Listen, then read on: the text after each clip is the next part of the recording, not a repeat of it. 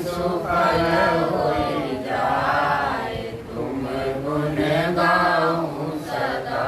मैं नीचे अधम नाकार, तुम्हारे द्वारे भरा।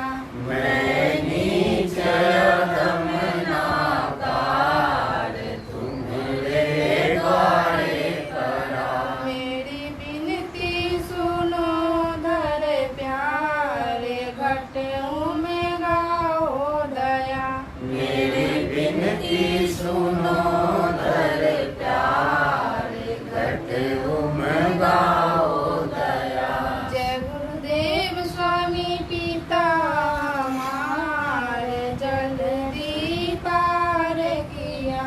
जय गुरुदेव स्वामी पिता हमारे, जल्दी पार किया। जय गुरुदेव स्वामी पिता हमारे, जल्दी पार करो।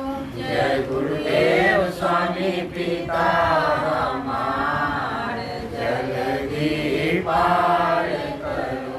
मेरे प्यारे गुरु दातारे, मंगता द्वारे खड़ा। मेरे प्यारे गुरु दाता, मंगता द्वारे खड़ा। मेरा पुकार पुकार, निहर कर देखो जरा। मेरा पुकार पुकार, हरे कर देखो जरा। जय गुरुदेव। जय गुरुदेव। आप लोग भजन में गाए।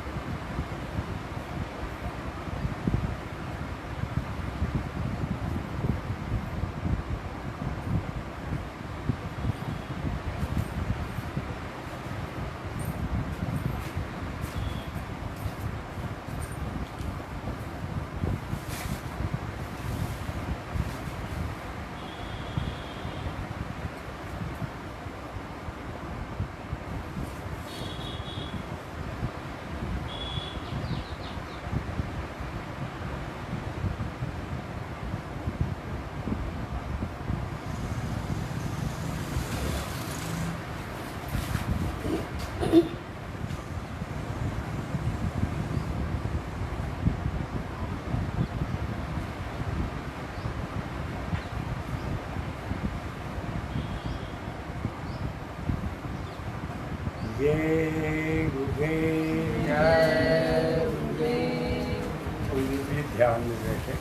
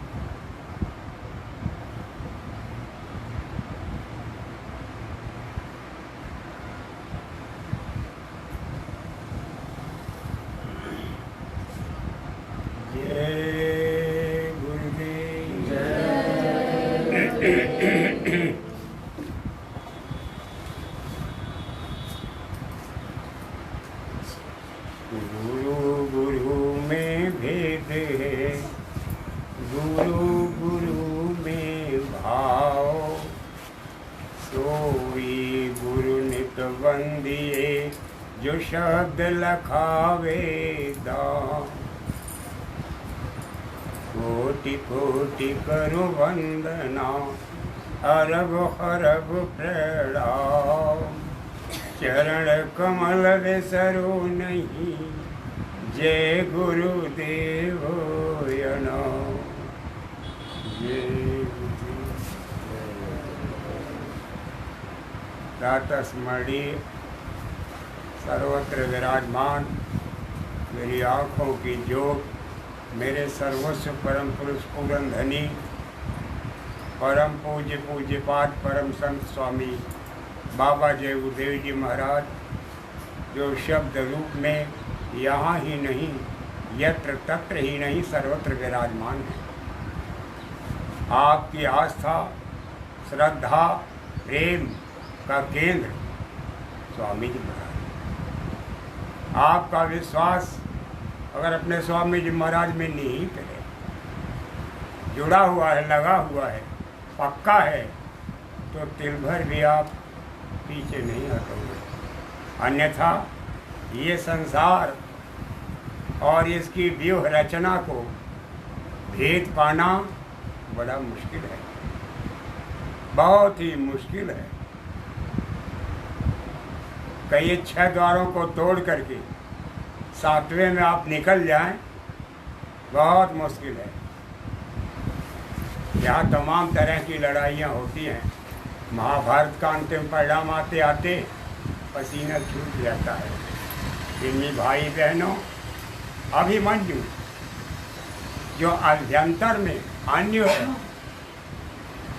जो अणु है, उसका मुख अंतर्मुखी नहीं है, उसका मुख बाह्यमुखी है।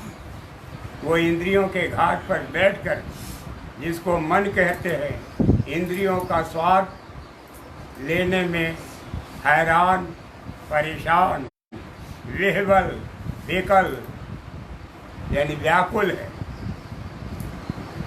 अंतर की तरफ वो धंसने को तैयार नहीं है। ऐसे में इसको भेद पाना, अंतर में चढ़ पाना, चल पाना बेहद मुश्किल सा लगता है। लेकिन जिस वक्त गुरु महाराज की दया होगी, दया कृपा की धार फुहार इस जीव पर पड़ेगी, ये सोते से जग जाएगा और जगने के बाद चल पड़ेगा। महापुरुष कहते हैं, यही जग जामिनी, इस संसार में जामनी फैली हुई है। और फिर कहते हैं मोह निशा, मोह निशा, निशा और जामनी दोनों एक हैं। मोह निशा जग सोव निहारा, देखें स्वप्न अनेक प्रकारा। मोह रूपी रात्रि में सब सो रहे हैं, A to Z, हिंदू हो, मुसलमान हो, सिख हो, ईसाई हो, यहूदी हो, पारसी हो, जैन, बौद्ध, अब कोई भी हो, सब अचेत है, यानी चेतना को खो चुके हैं। 100 बरस की जिंदगी ज़्यादा से ज़्यादा 10-5 साल अंदर ही पहले चले गए या बाहर, इससे ज़्यादा आपकी उम्र नहीं है। और इतनी उम्र के लिए इतना बड़ा प्रबंध, इतनी हसब और हैसियत आप खड़ी कर लेते हो कि उसी तामझाम में आपका जीवन बीत जाता है। बच्चे और बच्चियों में, बेटे और बहुओं में, नाती और पनाती में आपका वक्त गुजर गया। मोह निशा, सारा संसार मोह रूपी रात्रि में सो रहा है। इसी अविवेकपूर्ण कार्यवाही में सब संलग्न हैं, जुड़े हुए हैं, रचे पचे हुए हैं, बस रहे हैं। अब इस संसार में जगेगा कौन? जगेगा कौन? ये नहीं कि एक दिन का सपना टूट गया तो होश आ गया, या 2-4 लोगों को अपने कंधे पर विदा कर दिया, जला दिया या मिट्टी के अंदर दबा दिया तो हमें होश आ गया हो। ऐसा भी नहीं होता। क्षण भर के लिए होश आता है, लेकिन फिर होश गुम हो जाता है। ये क्या रीति है? ये अजब का खेल सारे संसार में चल रहा है। देखें स्वप्न अनेक प्रकार, तमाम तरह का स्वप्न देख रहे हैं, लेकिन ऐ प्रेमी भाई बहनों, जगेगा कौन? यही जग जामिनी, जागहि जोगी, परमारथी प्रपंच वियोगी। इस मोह रूपी रात्रि में कौन जगता है? जोगी। जोगी माने ये नहीं कि योग साधना करने वाला या जो योग की क्रियाएं हैं उन्हें करने वाला, उसको जोगी नहीं यहाँ कह रहे हैं। ये गोस्वामी जी महाराज का वचन है। जोगी वो है जिसकी सूरत जग गई, भले ही स्थूल शरीर में है लेकिन उसके अंदर चेतना आ गई और उस पर शब्द की फुहार पड़ने लगी, शब्द की फुहार पड़ने लगी। महापुरुषों ने लिखा है कि मतवारो बादल आयो है, हरि का संदेशा लायो है। जब वो मतवाला बादल आता है, वो मतवाला मेघ आता है, यहाँ मेघ की तुलना संत सदगुरु से की गई है। जब वो आते हैं तो संकेत मिलने लगता है कि अब बरसात होगी। वो हरि का संदेश लेकर के आए हैं। इसीलिए आत्माएं आवाहन करती हैं कि सतगुरु आओ हमारे देश, निहारू बाट खड़ी। वही देशवा की बतिया लावे रे संत सुजान, उन संतन के चरण पखारो तन मन करो कुर्बान। उस देश की कथा को सुनाने वाले केवल संत होते हैं, वरना जगत जीवों को क्या मालूम कि जब वक्त पूरा होता है, मृत्यु होती है, उसके बाद ये रूह कैसे जाती है, कहाँ जाती है, कहाँ कर्मों का हिसाब होता है, फिर योनियों में कैसे जाती है और कैसे इस सृष्टि की रचना हुई और कैसे कैसे खेल तमाशे होते रहते हैं नित्य निरंतर। ये सारा भेद जिन्होंने अपनी आंखों से देखा है वो वहाँ की कथा सुनाते हैं, बाकी न कोई सुना सकता है न सुना सकेगा। तो जब वो आते हैं और वहाँ की कथा को सुनाते हैं तो जगत के जीवों पर उसका असर पड़ता है। धीरे धीरे हम में चेतना आने लगती है। यही गोस्वामी जी महाराज ने लिखा कि बंदो गुरुपद कंज, कृपा सिंधु नर रूप हरि, महामोह तम पुंज, जासु बचन रवि कर निकर। माने वो नर हरि हैं, वो फना फिल्ला हैं, उनमें और मालिक में कोई अंतर नहीं है। जब वो घाट पर बैठ करके, निज स्थान पर बैठ करके या किसी मंडल में बैठ करके वहाँ की कथा सुनाते हैं तो जगत के जीवों पर भरपूर प्रभाव पड़ता है। ये सोते से जाग जाते हैं, सोचते हैं कि वाकई हमको भजन करना चाहिए। ये मामूली शब्द नहीं है कि नैनन संत दर्श नहीं देखा, लोचन मोर पंख कई लेखा।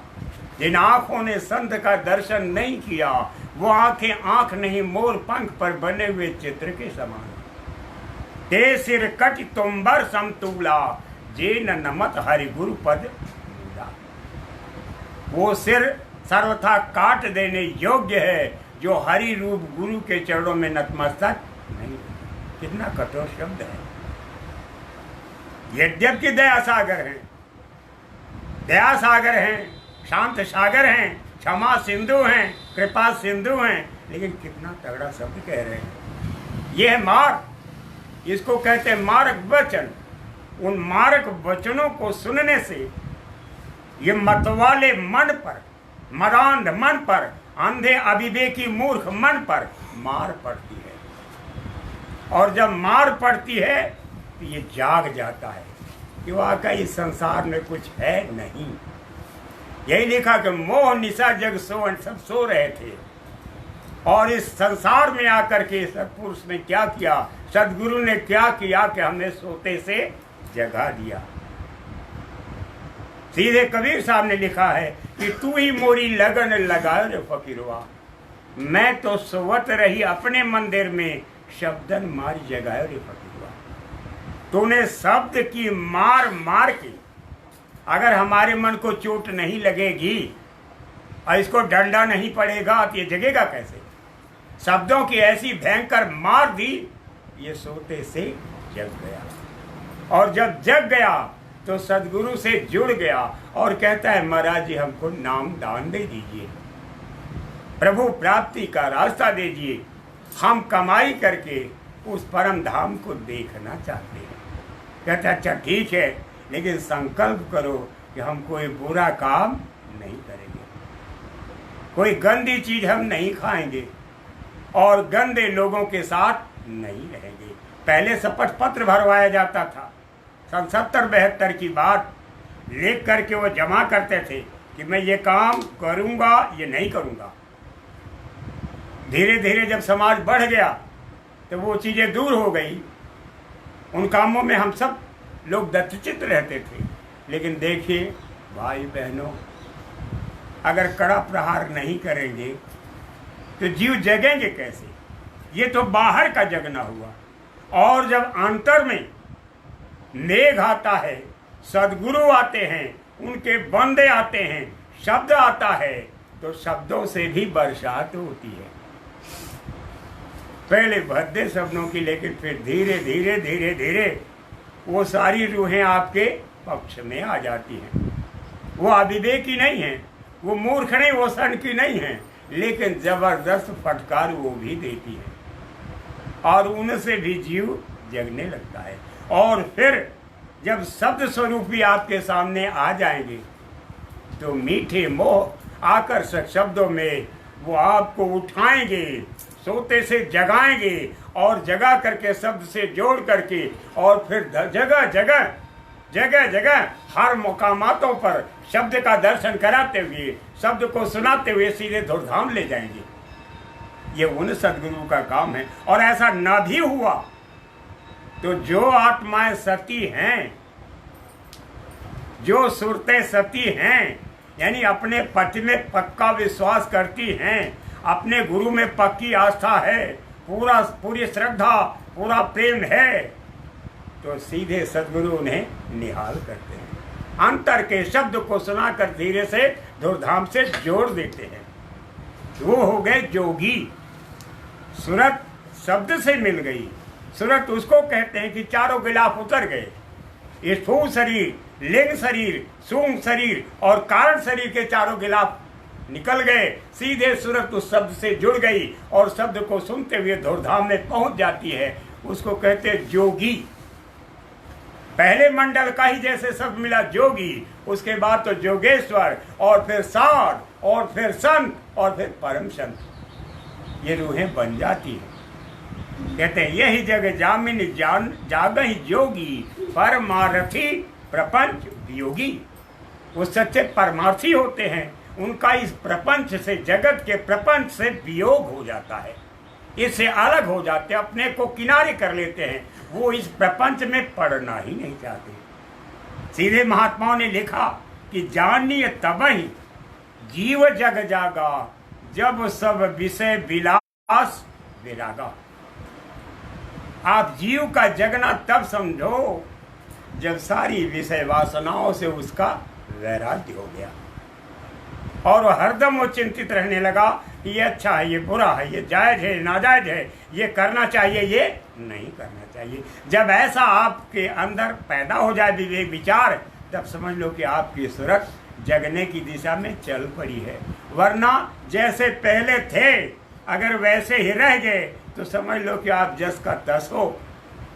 बस पत्थर जो है पानी में पड़ा हुआ ठंडा है, लेकिन तपन कम अंदर की नहीं हुई है।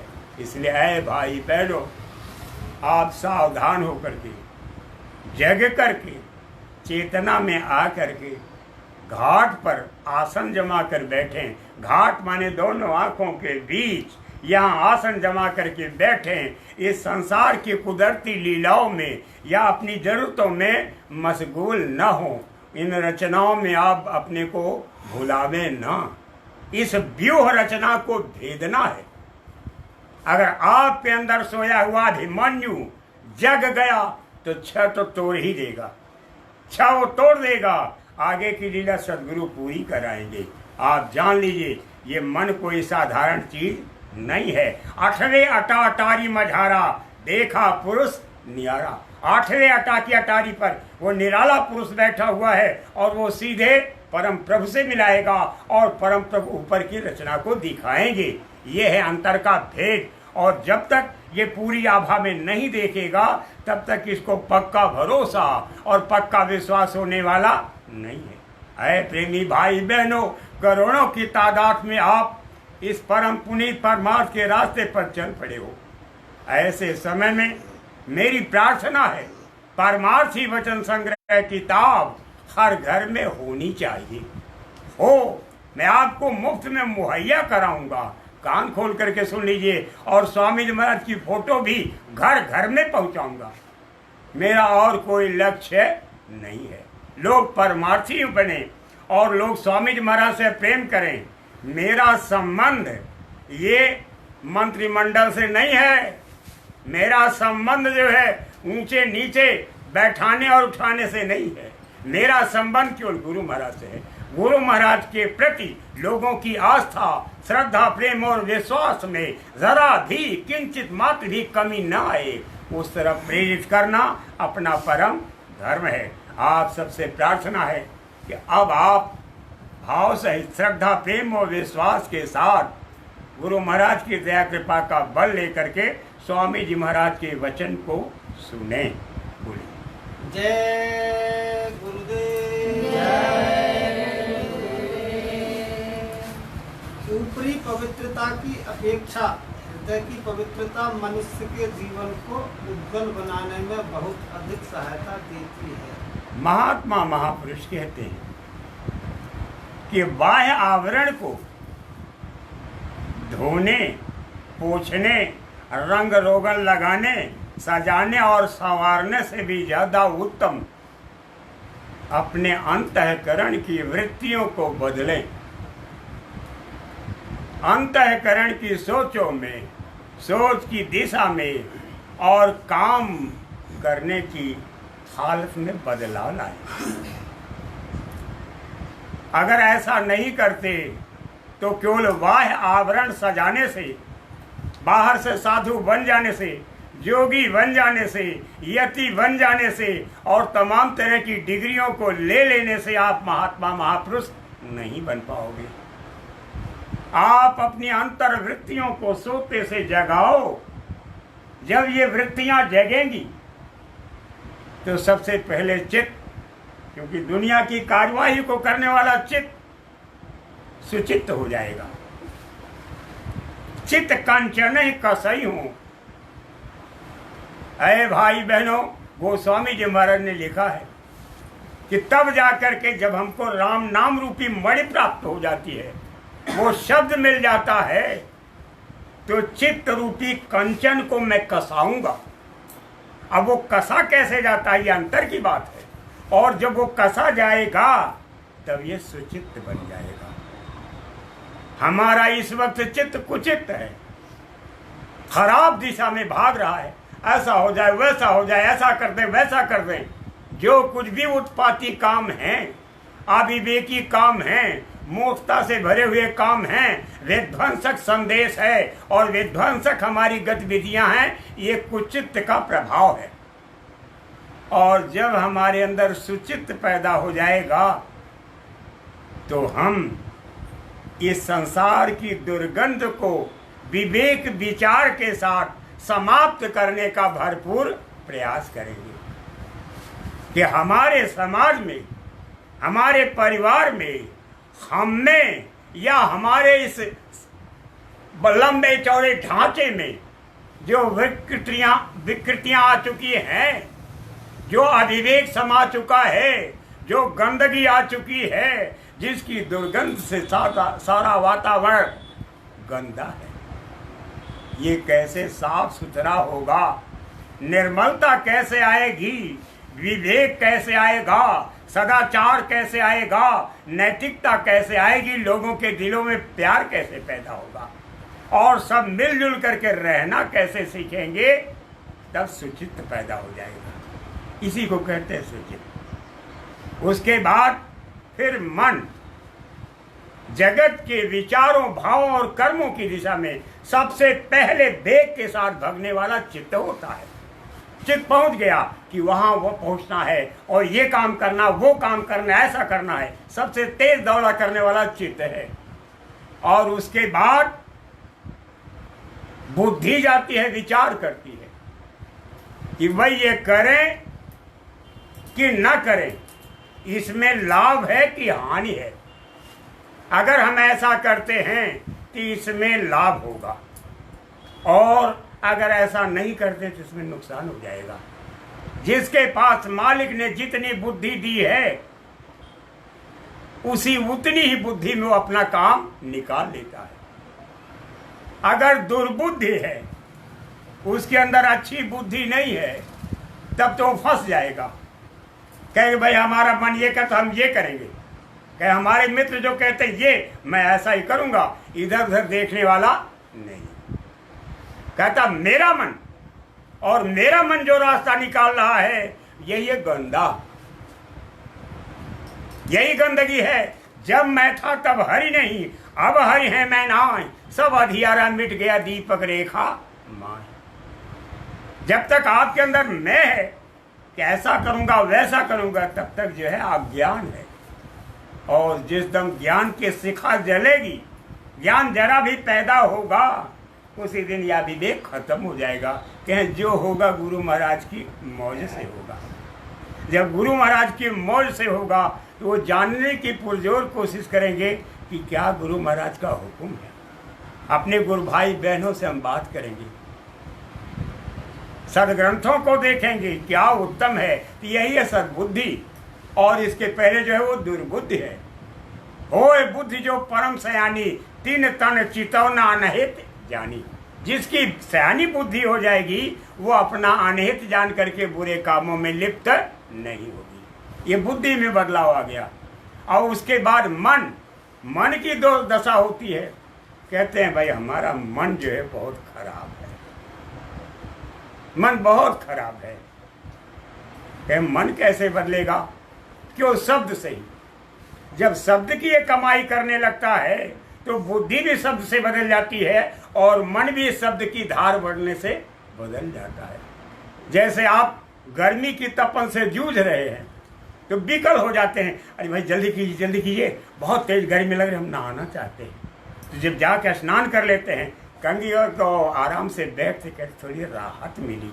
ऐसे ही जब आप धर्म पुस्तकों को पढ़ते हो,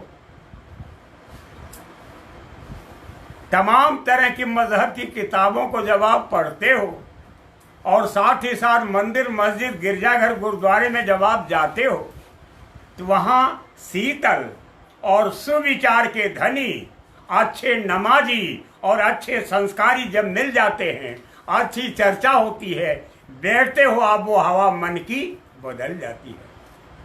आप गंदा काम करना बंद कर देते हो। ऐसे भी बदलाव आता है, लेकिन सच्चा बदलाव तो तब आएगा जब अंतर में आपके ज्ञान का दीप जल जाएगा और शब्द धुतकारे मारने लगेगा। जब शब्द आपके अंदर उतर आएगा तो वो शब्द जो है, सीधे लिखा है कि गगन द्वार दिसे एक तारा, अनहद नाद झरे झुनकारा, अनहद सुने गुने नहीं भाई, सूरत ठीक ठहर जब जाई, अमृत चुए पीवे अघाई, पीवत पीवत मन थकी जाई। दोनों आंखों के बीच में यही दरवाजा है। एक तारा दिखाई देगा, और एक तारा जब देखोगे उसके अंदर जाओगे, बहुत कुछ होता है। वहां से आवाज झड़ती है, आवाज आती है। उस आवाज को सुनते सुनते, जैसे आप मंदिर में आवाज सुनते हो, कुछ ऐसी ही आवाजें ऊपर से आती हैं। उन आवाजों को सुनते सुनते और पीते पीते मन बदल जाता है। उसी को कहते हैं अवचेतन मन, संस्कारी मन और धर्मनिष्ठों का मन हो जाता है। दया से भरे उसके काम हो जाते हैं। प्रेमी भाई बहनों, जब तक हमारा मन गंदा है, विकृत है, तब तक समझ लीजिए कि इससे जो है कोई नेक काम होने वाला नहीं है। उसी को कहते हैं कुमन। और जब ये सुमन बन जाएगा, सुंदर बन जाएगा, तो सत्यम शिवम सुंदरम, तो बेहतर से बेहतर काम ये करके दिखाएगा। इसीलिए हमारे स्वामी जी महाराज ने कहा, आप शाकाहारी बनो, सदाचारी बनो, संयमी बनो, मितभाषी बनो, विवेकी बनो, और तमाम तरह के उच्च आदर्शों के आप धनी बनो। जब आपका मन बदल जाएगा तब। और चौथा कौन है? अहंकार। सबके अंदर अहंकार भरा हुआ है कि मुझसे ज्यादा अच्छा कोई जानता नहीं है, मैं जो जानता हूं वो सत्य है, बाकी सारे जमा कहें पोंगा पंथ है। इसमें कोई रहस्य नहीं है, ये कोई झीनी बात नहीं, ये तो कर्मकांड है। ये तो हमको पतन की राह पे ले जाएगा, ये हमको ध्वस्त कर देगा, राख कर देगा। और जीवन की थोड़ी सी श्वास की पूंजी है, इसी में हमको अभी बंगला खड़ा करना है और बच्चों की शादी करनी है और तमाम रिश्तेदार नातेदार आएंगे। हमको ऐसा प्रबंध करके जाना है कि हमारे बेटे और नाती हमारे जाने के बाद भी हमको याद करते रहें और सुख के साथ रहें। ये है अहंकार। लेकिन जब गुरु की दया हो जाती है तब क्या होता है कि हो ये विवेक मोह भ्रम भागा, तब रघुनाथ चरण अनुरागा। इसके अंदर विवेक पैदा हो जाता और कहीं से विवेक मिलता नहीं है। बाहर का विवेक जो है वो चिरकाल तक नहीं रहेगा, थोड़ी देर तक। धर्म पुस्तकों को आप पढ़ लोगे, मजहब की किताबों को आप पढ़ लोगे, मंदिर मस्जिद गिरजाघर गुरुद्वारे में जाओगे, विवेक आपके अंदर हल्का सा आएगा। लेकिन जैसे सूरज की किरण पड़ी वो ओस जो है खत्म, जरा सा विवेक वो खत्म हो जाएगा। लेकिन जब संत सदगुरु मिल जाते हैं, फना फिल्ला मिल जाते हैं, सद विवेकी मिल जाते हैं, पारखी मिल जाते हैं, तब आपके अंदर सोया हुआ विवेक जगता है और गुरु महाराज से भी प्राप्ति होती है। संत विवेक सागर जग जाना, जाहि विश्व कर बदर्श माना। संतों को विवेक का सागर समझो, जिनके लिए सारी सृष्टि हाथ में रखे हुए बैर के समान है, गौर के साथ। तो ये विवेक भी जग जाएगा। जब ये चारों जग जाएंगे और खड़े हो जाएंगे, कमाई करने में लग जाएंगे, तब ये जुगान जुग की सोई हुई सूरत उस शब्द की फुहार को पाके जग जाएगी और इसके साथ मालिक जुड़ जाएगा और फिर ये सूरत धीरे से निकल जाएगी। कहते हैं स्वामी जी महाराज कि बाह्य आवरण रंगने से आपका मनोरथ सिद्ध होने वाला नहीं है, अंदर की उज्ज्वलता माने रखती है। स्वच्छता और सफाई, विवेक और विचार और सत्कर्मों का प्रादुर्भाव, ये अंतर का होना निहायत जरूरी है। इसलिए ऐ सत्संगी भाई बहनों, आप अपने अंतर की कार्यवाहियों को विवेक विचार के साथ समझें, विचार करें और काम को अंजाम दें, तब तो आप एक सुंदर सपना सजा सकेंगे और थोड़े दिनों का जीवन प्रभुमय होगा और सारे संसार में धर्म और अध्यात्म का झंडा लहरा सकते हैं। वरना अगर इन सुविचारों सुभाव से आप अलग हुए तो समझ लो कि जगत के रोग और भोग में आप फंस जाओगे। बड़े गौर के साथ आप सुनिए। मनुष्य को काम, क्रोध, लोभ, मोह, हिंसा और दंभ आदि की दुर्गंध को भरे कूड़ों को बाहर निकालकर हृदय को प्रभु के बैठने के लिए साफ रखना चाहिए। महापुरुष कहते हैं कि आपके अंतर में क्या है? काम। काम माने समझो आप, काम सबको ही कहें, काम न जाने कोई, जेतिक मन की कल्पना काम कहावे सोए। मन की कल्पना, जैसे सागर में लहर उठती है, नदियों में लहर उठती है, ऐसे ही अंतर में घट समुद्र लखना पड़े उठे लहर अपार। घट में समुद्र है, इसमें तमाम लहर उठती रहती है, दिखाई नहीं देता। तो ऐसे तमाम इच्छाएं, एक दिल लाखों तमन्ना और तिस पे है भारी हवस, फिर ठिकाना है कहाँ उसको बिठाने के लिए। एक ही दिल है और लाख तरफ तमन्नाएं हैं और हवस यानी भूख इतनी ज्यादा है कि बेशुमार। अब बताओ चैन आपको कैसे मिलेगा, आराम कैसे मिलेगा? इसी को कहते हैं काम। क्रोध किसको कहते हैं? क्रोध का मतलब ये नहीं होता कि आपका बच्चा विद्यालय में पढ़ने के लिए गया, अध्यापक ने 2-4 छड़ी मार दी, ये क्रोध नहीं है। सास ने बहू को फटकार दिया, ये क्रोध नहीं है। बाप ने बेटे को कुछ डांट दिया, ये क्रोध नहीं है। आजकल तो सब ऊट पटांग ने डले रहे हैं, लेकिन ये क्रोध में नहीं आता। गांव का कोई बड़ा बूढ़ा बुजुर्ग है, कोई सम्मानित व्यक्ति है, आपकी शोभा को बढ़ाने के लिए अगर आपको कोई हिदायत दे रहा है तो वो कोई क्रोध है नहीं है। इसको क्रोध नहीं कहते। क्रोध इसको कहते हैं कि सुचाग्रे नयो दास्याम बिना युद्धेन केशव। क्रोध इसको कहते हैं क्रोध। जब आग भड़कता है तो फिर समझ ले स्वाहा। जैसे लक्ष्मण को बेहोश जब देखा भगवान राम ने तो उनके अंदर फिर क्रोध आ गया का अब कुछ होगा, और फिर उसके बाद तो लंका छत विच्छत हो जाती है। वो लंका बाहर की लंका नहीं, अंतर की लंका है। अंतर की लंका को छत विच्छत करने की शक्ति आपके अंदर अभी पैदा नहीं हुई है। जब अंतर की लंका खत्म होगी तो समझ लीजिए कि स्वराज आएगा। अयोध्या अवध में आप बात करेंगे और भगवान राम राजा होंगे। फिर अंदर की बात आपकी समझ में आने लगेगी। ये क्रोध है। जिस क्रोध से विनाश हो, जिस क्रोध में तन मन फूक जाए, जिस क्रोध का परिणाम दिखाई दे, उसको कहते हैं क्रोध। काम क्रोध। लोभ, लोभ उसको कहते हैं। लोभ पास जेहि गर्न बधाया, सो नर तुम समान रघुराया। लोभ की शुरुआत कहाँ से होती है? जैसे आपके प्लेट में मिठाई आई, 4 मिठाई है, कहे महाराज जी पानी पी लीजिए, तो मिठाई लिए, कहें कि देखिए कैसी है मिठाई, किस तरह बनी है।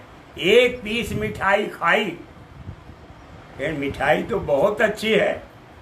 अगर कोई कह दे तो 1 पीस और उठा के खा ले। अब वहाँ संजोग से कोई कहने वाला नहीं, तो उनका मन कहता है खा लो, तुम्हारे लिए आया है।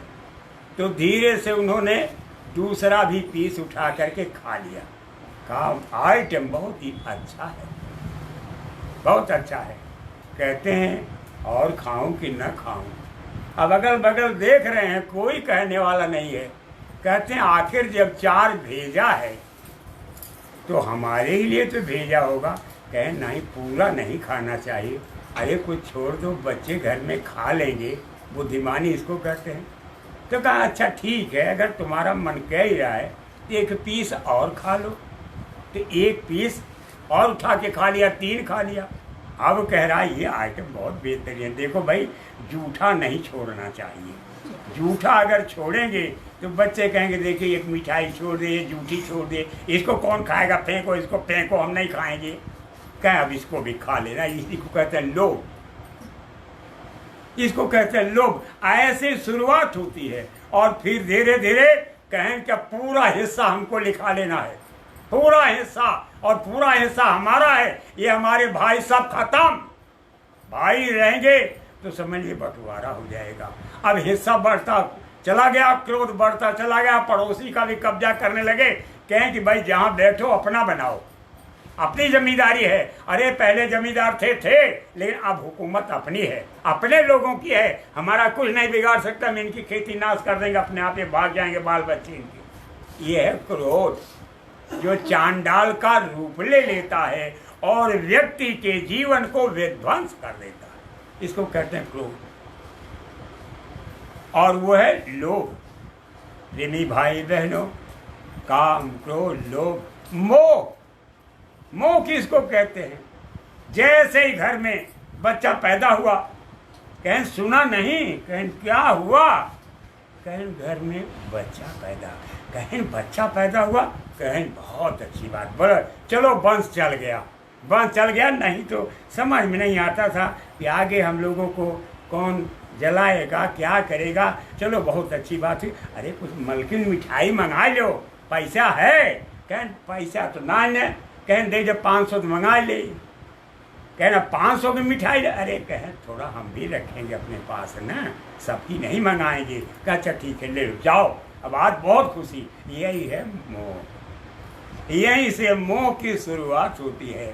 कहते हैं अब हमारा बच्चा स्कूल जाएगा और अब हमारा बच्चा बहुत अच्छा खेलने में और बहुत अच्छा है, और फिर अब देखिए इसकी शादी होगी, अब बहू आएगी, अब नाती पैदा होगा और फिर उसके नाती पैदा होंगे, और फिर ये बाजार गर्म होती चली गई। जहाँ तक बाजार आपकी गर्म हो रही है, गो गोचर जह लग मन जाई तह लग माया जानो भाई। इसी माया में जीव लिप्त हो गया। इसको कहते हैं मोह, इसी को कहते हैं ममता। जाते जाते भी कहते हैं बाल पक गए, दांत टूट गए, लेकिन ममता तू न गई मेरे मन से। मन से ममता नहीं, ये मोह ममता, लोभ मोह और अहंकार।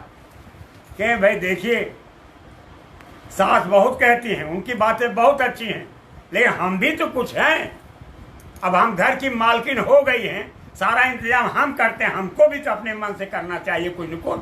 वो हरदम अपनी ही बात दावो दाव लगाए रहती हैं, हमको भी तो कुछ करना चाहिए। ये पुराने जमाने के आदमी हैं, इनको तो मालूम है नहीं।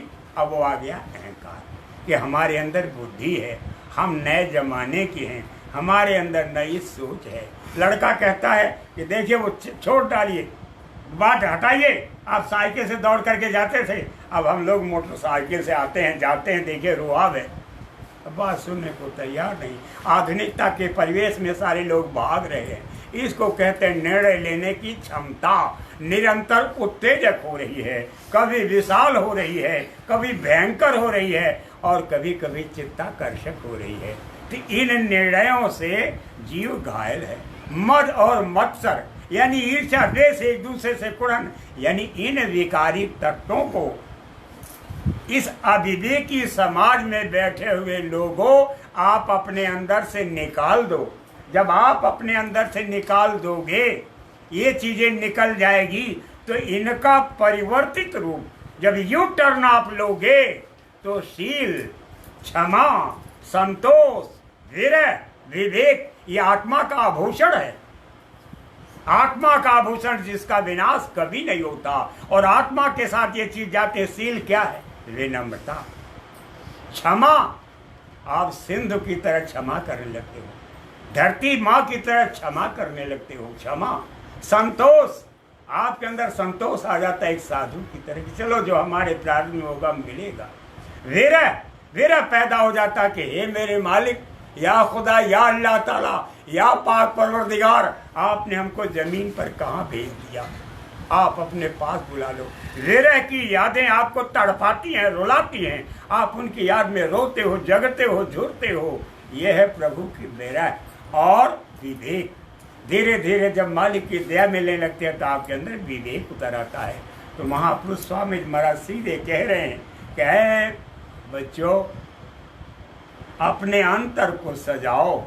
जब आप सज जाओगे और सजा लोगे तो साधु कहलाओगे, महात्मा कहलाओगे और महापुरुष कहलाओगे। अगर विध्वंसक नीतियों को लागू करोगे और अपनी कुरीतियों से बंधे रहोगे, कुविचारों और कुकर्मों में जड़े रहोगे, तो आप दुष्टात्मा कहलाओगे। कहेंगे ये रावण हैं, कहें भैया हमारे परिवार के दुर्योधन आ रहे हैं, ऐसे आपको लोग कहेंगे, यह अच्छा नहीं लगेगा। इसलिए आप सोचिए। हाँ बोलो। जब तुम्हारा हृदय कूड़ों से बिल्कुल साफ हो जावे, महात्मा महापुरुष कहते हैं कि जब आपका हृदय जो है, एक तो शरीर का हृदय ये सीने के नीचे होता है, शरीर का हृदय है, और आत्मा का हृदय दोनों आंखों के बीच, इन दोनों आंखों के बीच यहाँ सूरत बैठी हुई है। कहीं भी कोई भी रूह आप देखिए, जहाँ दोनों आंख हैं उसी के बीच में सूरत, सब में उसी के बीच में सूरत है। इसको कहते हैं आत्मा का अंतःकरण। इसको आप उजला करो, निर्मल करो, पक करो। जितने भी अच्छे काम हैं, भूखे को भोजन कराना, प्यासे को पानी पिलाना, जो रास्ता भटक गए उनको रास्ता बता देना, मानवीय शुभ कर्मों से जिनसे कि आपको शांति मिले, संतोष मिले, उनको कहते शुभ कर्म। महात्मा महापुरुषों ने, फकीरों ने आगाह किया कि आप लोगों को सोते से जगाओ। यही मजहब, यही मिल्लत, यही है दीन और ईमान। मैं सरहर कसर नाकिस को जिससे चैन रहा था। सबसे बड़ा मजहबी, मिल्लती और ईमान वाला वो है जो सबको राहत लेने के लिए, चैन पाने, सुकून पाने का इंतज़ाम करता है, इसको आराम मिले। कहें भैया बताओ कि फला जगह जाने का रास्ता क्या है। कहें देखो आप यहाँ से आगे जाओगे, चौराहा मिलेगा, चौराहे से दाहिने हाथ मुड़ना और वहाँ देखोगे किलोमीटर का बोर्ड लगा हुआ है, इतना किलोमीटर। फिर आगे बढ़ते जाओगे और इतना किलोमीटर जाने के बाद दाहिने हाथ मुड़ोगे, वहाँ से दूसरा रास्ता मिलेगा, सीधे आप निकल जाना। पूरी सावधानी के साथ, विवेक के साथ जो रास्ता बता रहा है। और आप अगर भूखे हो, प्यासे हो, कहें भैया हम तो छोटी जात के हैं, हमारे बगल में पंडित जी का मकान है, आप चले चलिए भोजन करके जाइए। बल्कि जो जरूरी समझेंगे हम उनको मदद दे देंगे, आपको मदद देंगे, लेकिन भूखा आप मत जाइए। ये है सदाचार, ये है नैतिकता, इसमें आपकी शोभा है। लेकिन एक दूसरे को अगर आप जलील करोगे, बेइज्जत करोगे, बुरा कहोगे, अपमानित करोगे, तो इसमें आपकी शोभा नहीं।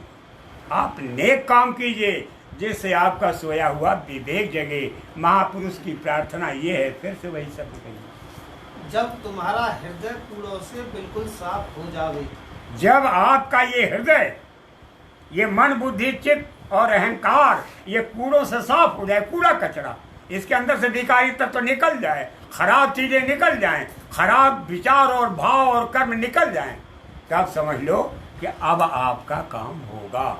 इसके पहले काम होने वाला नहीं है। तो तुमको संत साधु से प्रभु की प्राप्ति का मार्ग दीनहीनता के साथ पूछना चाहिए।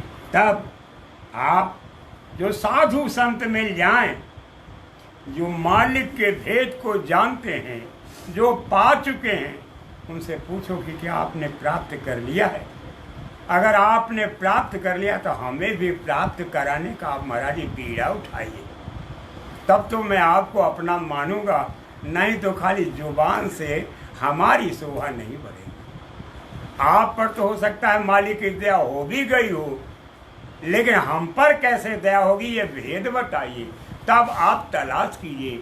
जब तलाश करते रहोगे, आने वालों का स्वागत करते रहोगे, स्वामी जी महाराज ने कहा चिड़िया चुगाते रहोगे, तो उसी में कोई हंस आ जाएगा और आपको सुविचार और सुसंस्कार और सुभाव का ज्ञान करा करके परम प्रभु से जोड़ने का प्रयास करेगा। और आपने अगर खोजना बंद कर दिया, शुभ कर्मों का करना बंद कर दिया, तो आपने तो दरवाजा ही बंद कर दिया। इसलिए आप ऐसा सब कुछ करते रहेंगे तो आपको मालिक तक पहुंचने का रास्ता मिल जाएगा। हाँ। और उनसे भेद लेकर तन मन से साधना प्रारंभ करनी चाहिए। और जब मिल जाएं, उनसे भेद लेकर के, भेद माने रहस्य जान करके, गोपनीय विषयों को जान करके आप कैसे कैसे आगे बढ़ोगे और फिर कैसे कैसे क्या होगा, किस तरह से आप कार्यवाही करेंगे, सुमिरन साधन भजन कैसे होगा और कैसे करना चाहिए, कैसे उसका लाभ बढ़ेगा और कैसे आप विकास करोगे, ऊंचे उठोगे, ये जानने के लिए आप उनसे पूछिए। जब वो आपको बताएंगे आप जान जाओगे और आगे बढ़ोगे तो कार्यवाही शुरू हो जाएगी, काम शुरू हो जाएगा। इसके पहले कुछ होने वाला नहीं है। पहले तन से करो और फिर मन से करो। पहले तो आपका प्रेम तन से होगा, तन की पूजा करोगे, तन की सेवा करोगे, लेकिन तन की पूजा और तन की सेवा और तन की आराधना से आपके मन का काम नहीं होगा। मन का काम तब होगा जब मन से आराधना करोगे और जब आत्मा से आराधना करने लगोगे तो ये सूरत इस पिंड को छोड़ने लगेगी। ये तीन क्रम हैं। तन से मन में आओ और मन से सूरत के काम में लग जाओ। ये सब धीरे धीरे होगा, एक बारगी नहीं होगा। जो तन के उपायों से वाकिफ है और मन की गति रीति नीति को नहीं जानता, वो क्या बताएगा? जो आत्मा के आभूषण को नहीं जानता और आत्मा की गति को नहीं जानता, बताइए वो क्या बताएगा? वो कैसे आपको लेके आगे बढ़ेगा? सोचने की बात ये है, सोचने का विषय ये है। हाँ। अपने दोषों को बाहर से कहलवाने का प्रयास न कर। महापुरुष कहते हैं कि आप बहुत ज्यादा होशियार मत बनो कि लोग आपकी बुराई करें। कहते हैं भाई जब हमारी लोग बुराई करेंगे तो हमारा पाप कम हो जाएगा।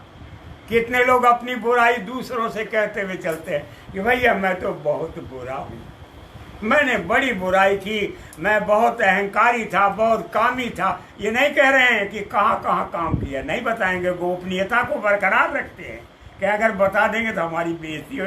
कहें मैं बहुत कामी रहा और बहुत क्रोधी रहा, लोभी और मोही रहा, अहंकारी रहा। ये एक बार भी चर्चा नहीं करेंगे कि मैंने किसके किसके घर को उजाड़ा है।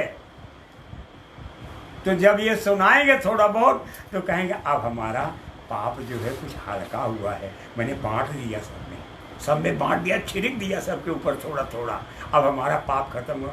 तो ऐसा करने से आपका काम सिद्ध होने वाला नहीं है।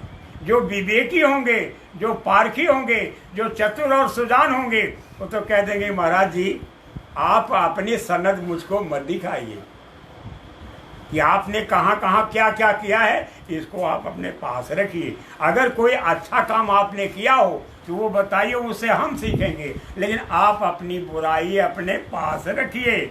आप अपने कर्म की सजा स्वयं भोगेंगे, मैं उसमें साझेदार होने वाला नहीं हूँ।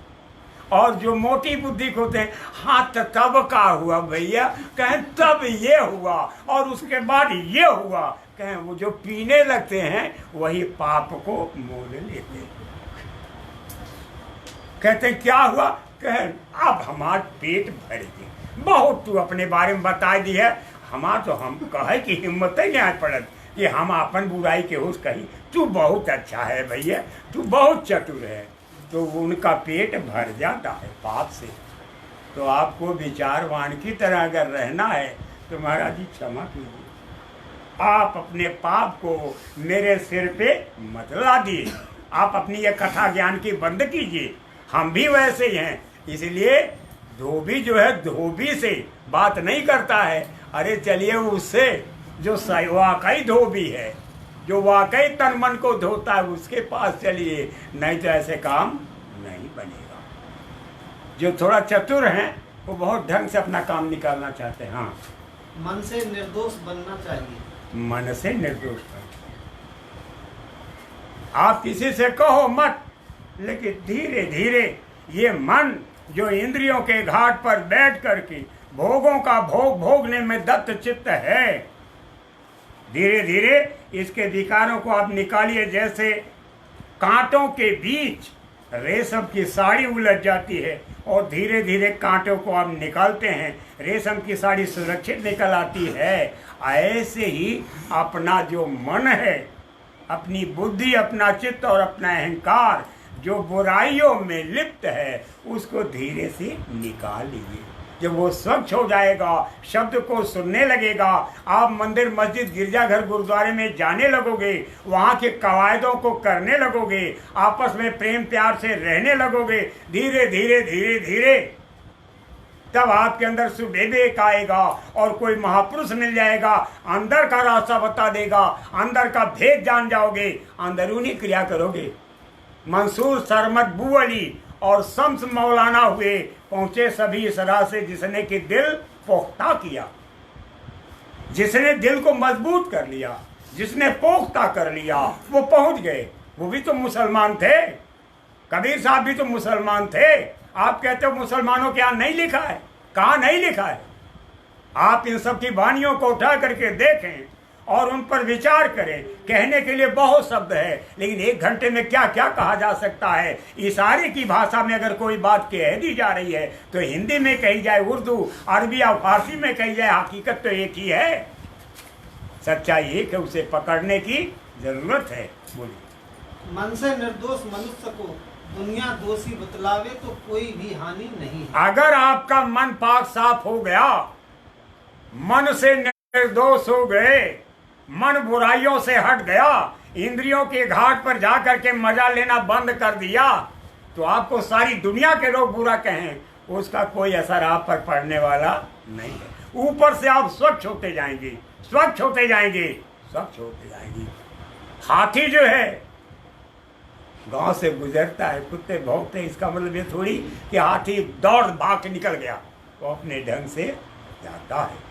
ऐसे आप मंथर गति से चलते चलते चलते चलते एक दिन मंजिल को पा लेंगे, और वो भूखने की जिसकी आदत है उसकी ऊर्जा क्षीण हो जाएगी एक दिन, और तड़प तड़प के दम तोड़ देगा। इसलिए आप हाथी की तरह गंभीर हो, विचारवान हो, विवेकशील हो। और कोई आदमी भूख रहा है, कोई बुरा कह रहा है, इसका मतलब कि उलट करके बाज की तरह टूट पड़ना, इसमें शोभा नहीं है। बोलिए। लेकिन मन में दोष रखकर बाहर से निर्दोष कहलाना हानिकारक। लेकिन आपके अंदर बुराई है, मन चाहता है कि जरा सा करवट बदले तो मामला पार हो जाए, ये बुरा है। कहीं जरा सी नजर जहां भजी तो मोटरसाइकिल साफ, तुरंत चाबी छोड़ के गए। ये भी कलाकार बनते हैं, बहुत पढ़े लिखे हैं, जरा हमको इनको दिखाते हैं कलाकारी किसको कहते हैं। कहते हैं अरे बड़े ऊंचे दर्जे के हैं, ये बड़ा ऊंचा परिवार है, जरा से एक काम करो, इनको किसी तरह पियला बनाना है।